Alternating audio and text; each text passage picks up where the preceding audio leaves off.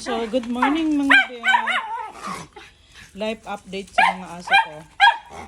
So, yan, every morning, papakawalan natin sila para umeb sila dito sa napakalawak nilang kaihan. So, dyan.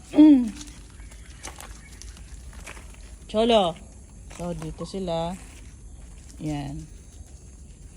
Lawak ng taihan nila, sana all. So, yan.